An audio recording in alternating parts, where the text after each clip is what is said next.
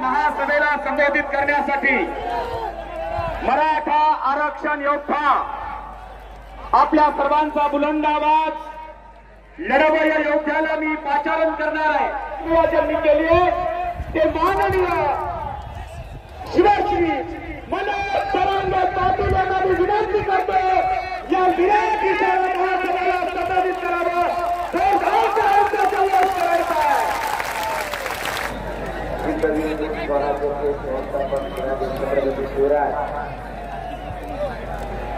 त्यांना वंदन करून महाराष्ट्रातून जमलेल्या माझ्या तमाम मराठा बांधवांना माझा मानाचा जयशोरा.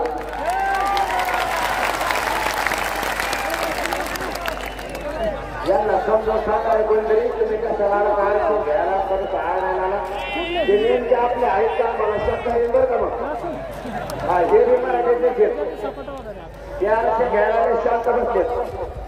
तुम्हाला तिकडून तर पाठीमागे केली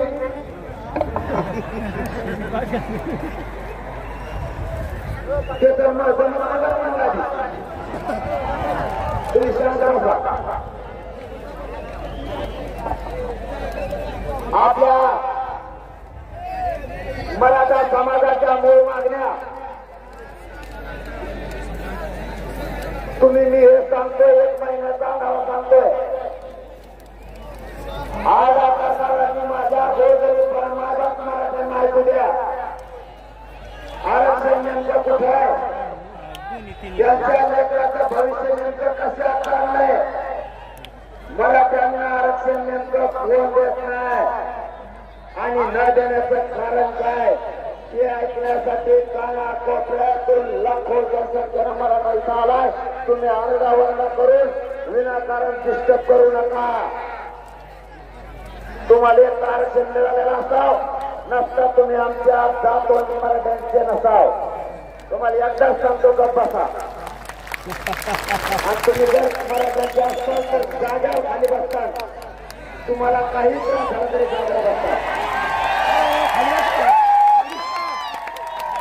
आता मी माझे तुम्हाला मुद्दे सांगायला सुरू करतो. आपली मागणी आपली प्रमुख मागणी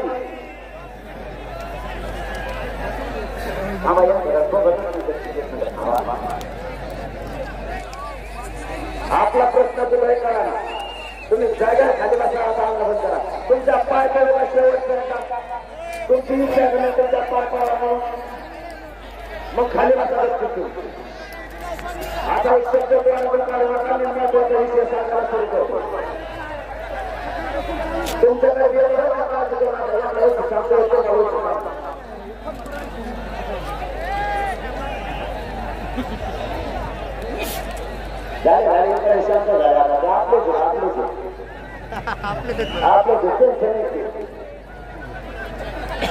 आपली मूळ मागणी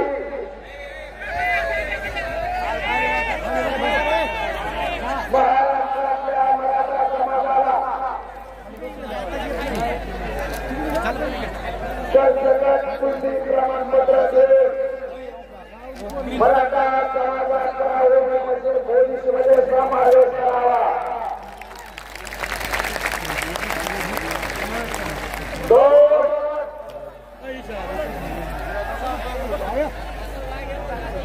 कोकणच्या पायवर बलात्कार करणाऱ्या हरामखोर मराठ्यांना फाशी देण्यात यावी.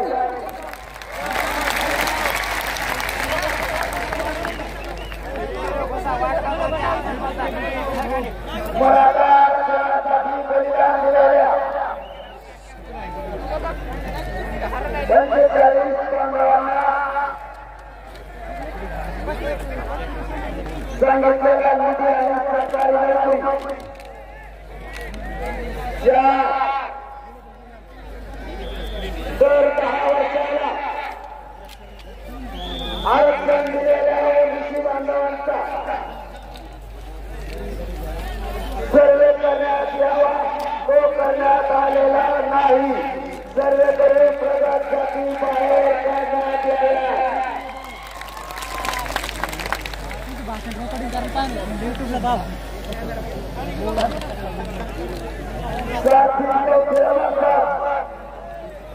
पीएचडी करणाऱ्या विद्यार्थ्यांना जास्तीचा निधी देऊन त्यांचे सगळे भ्रष्टाचार मार्ग लावण्यात यावे.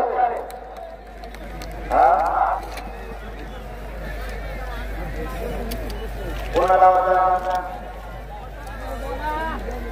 आवाज काय तुमच्या